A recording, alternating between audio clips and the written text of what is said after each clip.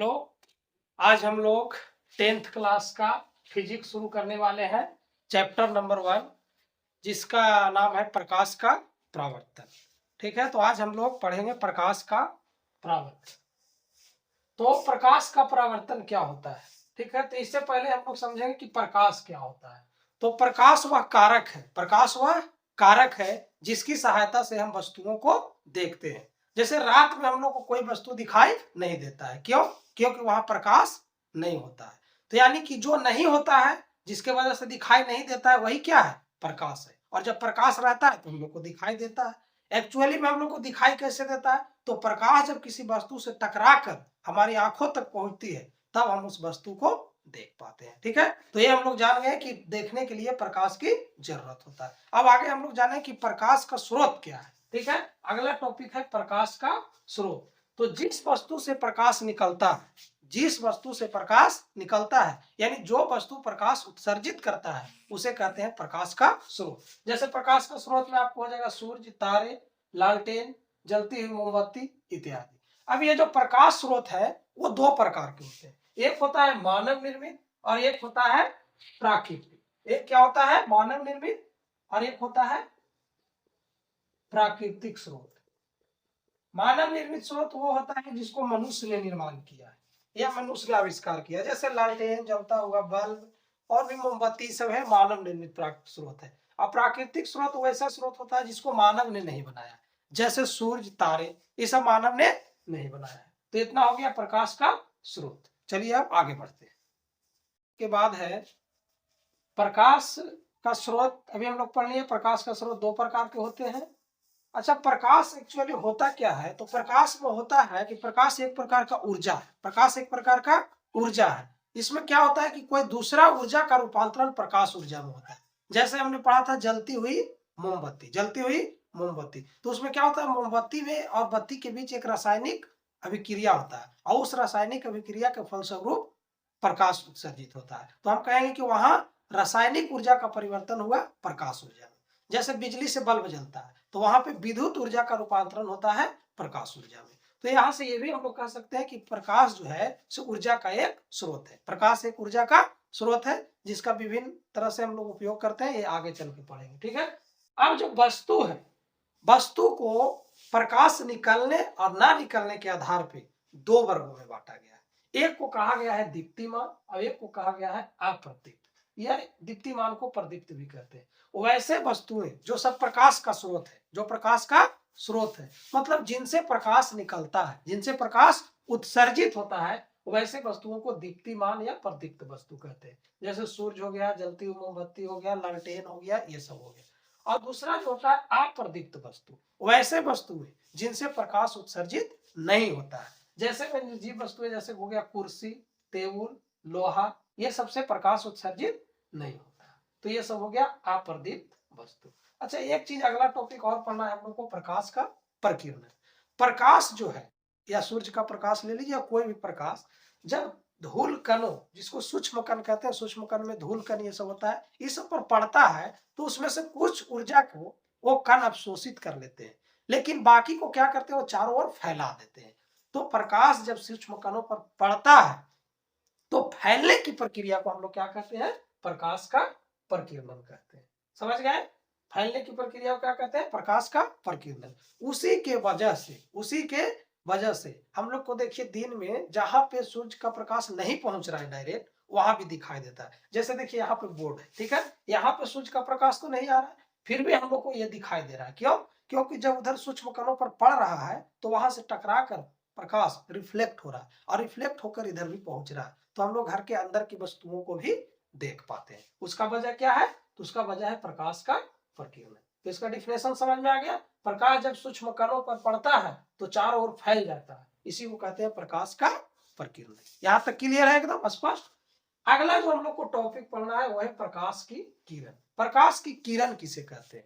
तो प्रकाश जब भी चलता है तो एक सरल रेखा में चलता है। प्रकाश जब भी चलता है तो एक सरल रेखा में चलता है। तो प्रकाश जिस सरल रेखा पर चलता है, प्रकाश जिस सरल रेखा पर चलता है, उसे हम लोग एक तीर के निशान से दिखाते हैं और उसी को कहते हैं प्रकाश की किरण। जैसे यहाँ पे देखिए किरण इस तरह से हम लोग दिखा, ठीक है, जैसे देखिए यहाँ पे एक मोमबत्ती हमने लिया है, ये मोमबत्ती जल रहा है, ठीक है। अब जल रहा है तो इससे बहुत से प्रकाश निकल रहा होगा, तो उसको हम लोग ऐसे दिखाएंगे, ठीक है। ऐसे दिखा सकते हैं, ये प्रकाश की किरण निकल रहा है और इस तरह से जा रहा है। तो प्रकाश की किरण से क्या समझते हैं, जिस सरल रेखा पर चलती है प्रकाश, उसी पथ को हम लोग कहते हैं प्रकाश का किरण, ठीक है। यहां तक समझ गए। अगला है किरण पुंज। किरण पुंज, पुंज का मतलब होता है कि कोई चीज ढेर सा, कोई चीज ढेर सा। अब ढेर सा का मतलब एक ही तो नहीं, मतलब बहुत से। जैसे देखिए यहाँ पे हम लोग 1 2 3 किरण ले लिए, इस तरह से 3 किरण या 3 से अधिक बहुत से किरण रहते हैं, तो उसको कहते हैं किरण पुंज। यानी किरणों के समूह को, किरणों के समूह को किरण पुंज कहते हैं, समझ गए। अब किरण पुंज जो होता है वो 3 प्रकार का होता है, तो आगे हम लोग देखेंगे किरण पुंज के प्रकार। तो किरण पुंज 3 प्रकार के होते हैं। किरण पुंज कितने प्रकार के होते हैं, 3 प्रकार के। पहला होता है अपसारी किरण पुंज, दूसरा होता है समानांतर किरण पुंज, और तीसरा होता है अभिसारी किरण पुंज। अपसारी किरण पुंज किसे कहते हैं, तो वैसा किरणों का समूह या वैसा किरण पुंज जो एक बिंदु से निकलकर फैलते जाती है, एक बिंदु से निकलकर फैलते जाती है। जैसे देखिए यहाँ एक बिंदु से निकल रहा है और ये देखिए ऐसे फैलते जा रहा है, ये हो गया, ये हो गया, फिर ये भी हो गया, है ना। तो यहाँ पे आप लोग ध्यान से देखिए, तो एक बिंदु से निकलकर प्रकाश फैलती जाती है ना। एग्जाम्पल लेना चाहते हैं तो टॉर्च का लाइट देखिए, टॉर्च जब हम लोग मारते हैं तो टॉर्च इस तरह का पतला होता है, लेकिन उससे जब प्रकाश निकलता है धीरे धीरे क्या होता है, फैलता है। तो अपसारी किरण पुंज का उदाहरण क्या है, तो है टॉर्च। अगला है समानांतर किरण पुंज।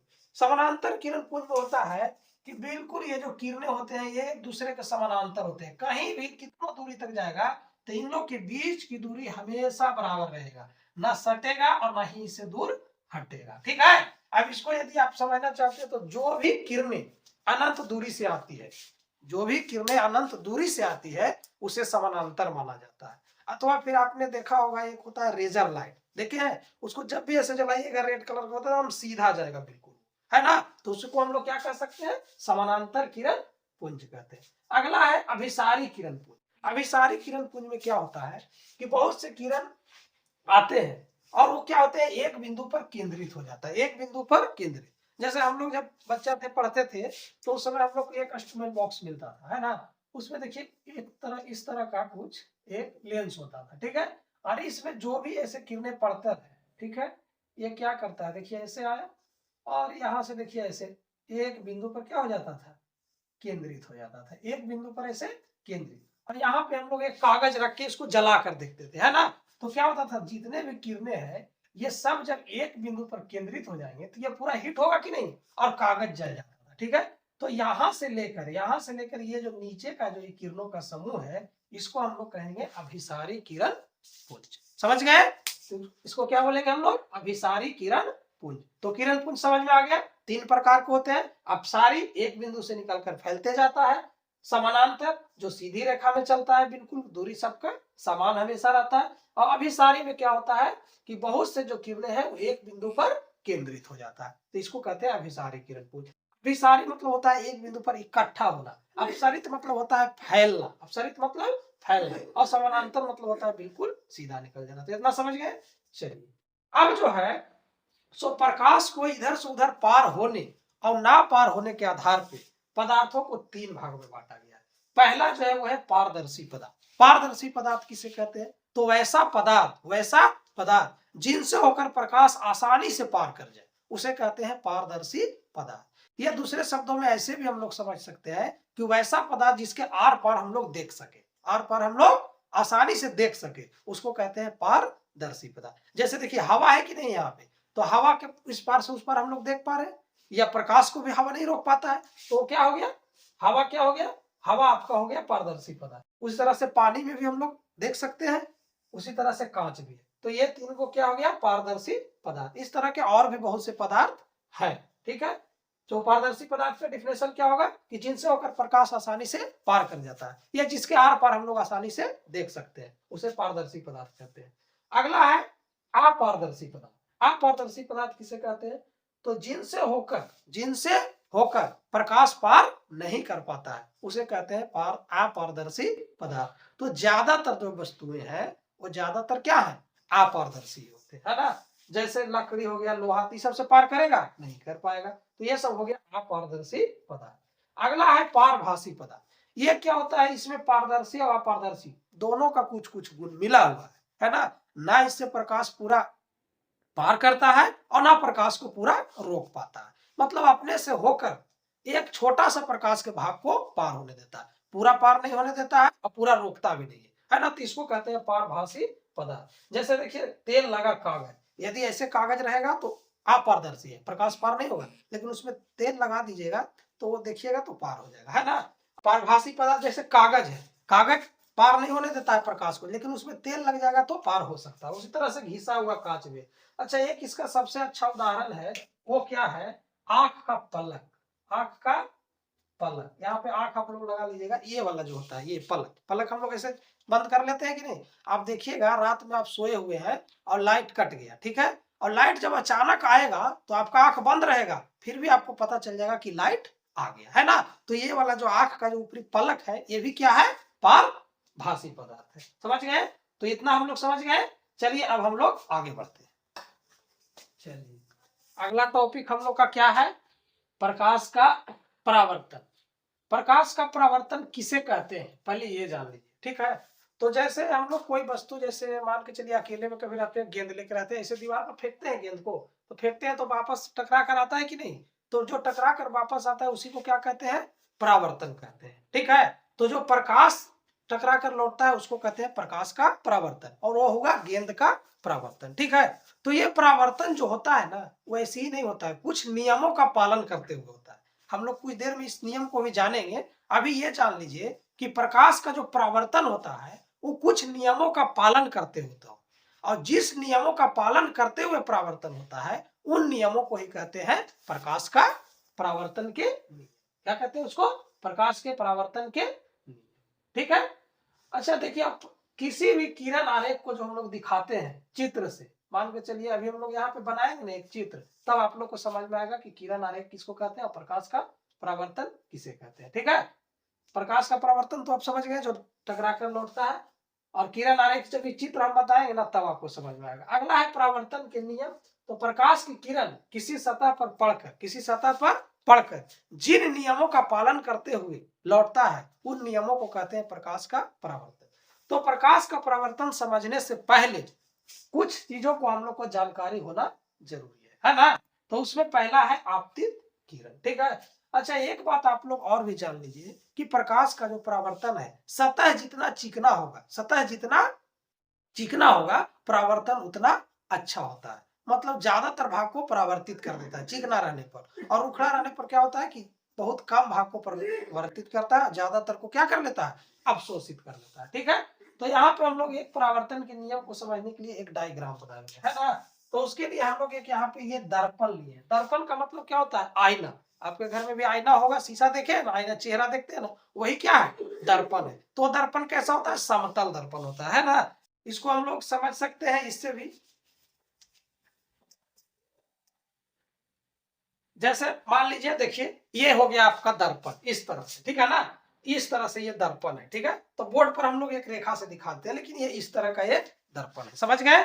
अब देखिए दर्पण में क्या होता है, दो सतह होते हैं। एक सतह होता है जो रंगा हुआ रहता है, एक सतह होता है रंगा हुआ, जिसको कहते हैं रजतित सतह। देखिए हम लोग यहाँ पे इसको इसे रंग देते हैं, ये हो गया आपका रजतित सतह, ठीक है। और दूसरा जो सतह होगा ऊपर वाला, उसको बोलते हैं हम लोग परावर्तक सतह। परावर्तक सतह मतलब जहां से प्रकाश का परावर्तन होगा उसको कहते हैं परावर्तक सतह, ठीक है। अच्छा, एक चीज और यहाँ पे हम लोग समझ लेंगे कि अभिलंब किसे कहते हैं।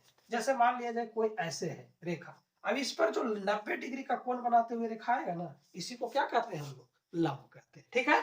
अब हम लोग यहाँ पे समझेंगे, ठीक है। इसके लिए एक हम लोग किरण लेंगे, ठीक है।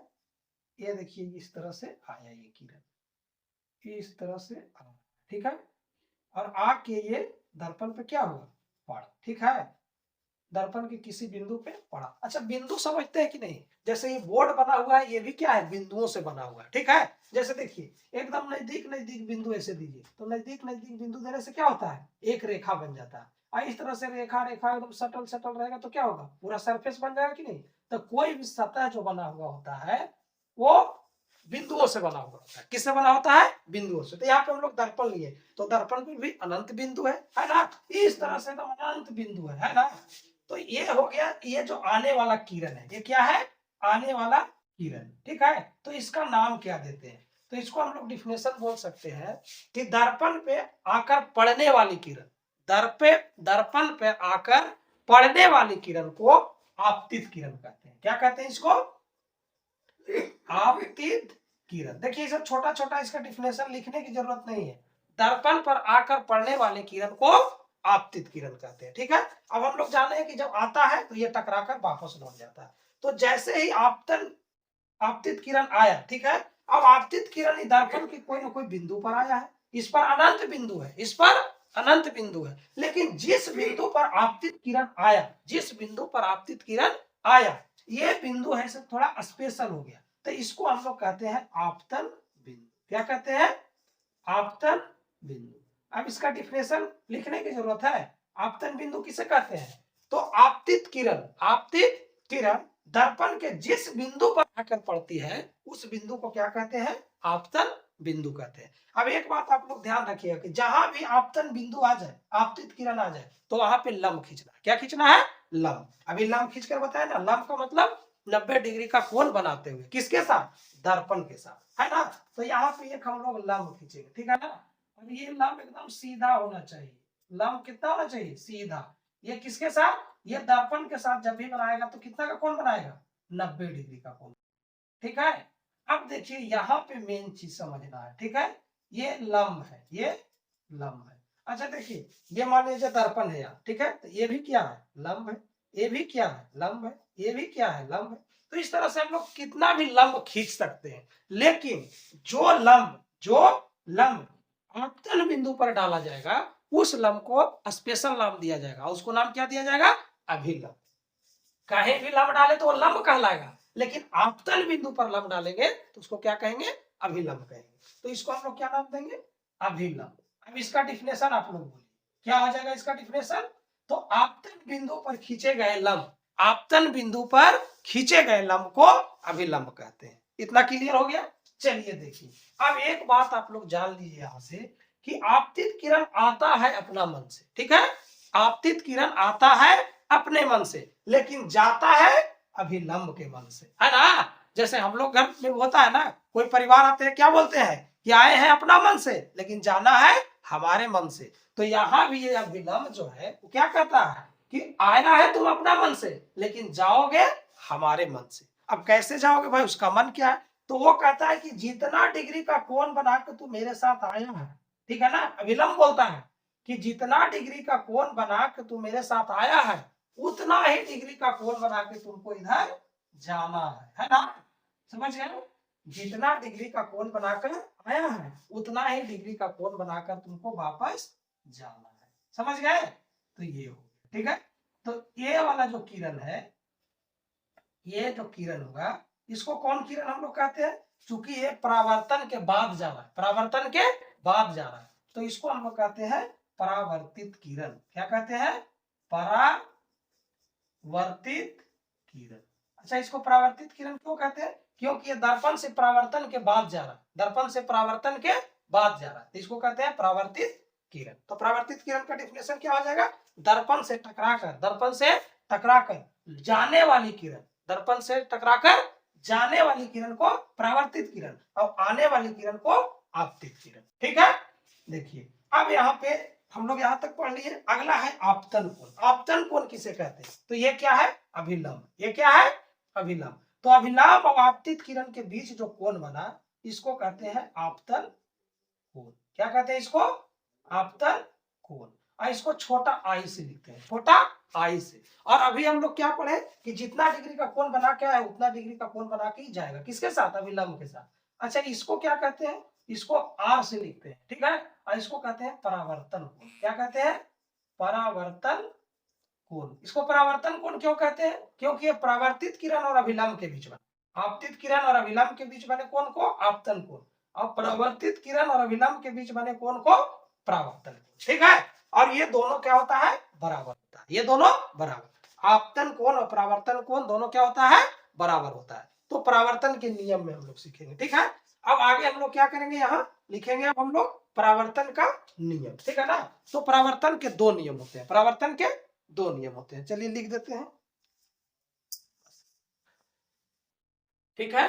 तो परावर्तन के नियम में अब आ जाएंगे। तो परावर्तन के कितने नियम है, परावर्तन के दो नियम है, परावर्तन के दो नियम है। पहला नियम क्या है, देख लीजिए, डायग्राम समझ गए तो इसी में नियम है। आपतित किरण, परावर्तित किरण और आपतन बिंदु पर खींचा गया अभिलंब तीनों एक ही समतल में होते हैं। तीनों क्या होते हैं, एक ही समतल में होते हैं। कौन कौन तीनों एक ही समतल में होते हैं, आपतित किरण, परावर्तित किरण, अभिलंब, तीनों एक ही समतल में होते हैं। अच्छा, एक ही समतल का मतलब समझते हैं, एक ही समतल का मतलब देखिए ये हो गए, ये है एक समतल, ठीक है। तो इसी पर आएगा आपतित किरण, इसी पे से परावर्तित किरण जाएगा और इसी पे क्या होगा, अभिलंब होगा। अब एक मान लीजिए और सतह यहाँ रहता तो ऐसा कभी नहीं होगा कि आपतित किरण आएगा इस पर और परावर्तित किरण जाएगा इस पर से, है ना। तीनों एक ही समतल में होंगे, तीनों एक ही समतल में, ठीक है। और अगला क्या है, आपतन कोण परावर्तन कोण के बराबर होता है। देखिए ये वाला है अभिलंब और आपतित किरण के बीच वाला कोण आपतन, अब ये हो गया परावर्तन। ये तो अभिलंब पर निर्भर है। अभिलंब कहता है कि जितना कोण मेरे साथ बना के आया है उतना ही कोण बनाकर तुमको जाना है, ठीक है ना। डायग्राम आप लोग अच्छा से बना लीजिएगा, थोड़ा मेरे पास तो यहाँ पे स्केल नहीं है, चलिए इस तरह से भी इसको कर सकते हैं, ठीक है ना। तो ये हो गया आपतन कोण को आई बोलते हैं आप, तो यहाँ से लिख सकते हैं आई बराबर आर, ठीक है। तो इतना तरह हम लोग का कंप्लीट हो गया। अब आगे हम लोग पढ़ेंगे अगले वीडियो में, ठीक है। तो वीडियो को लाइक करें, सब्सक्राइब करें और कमेंट भी करें।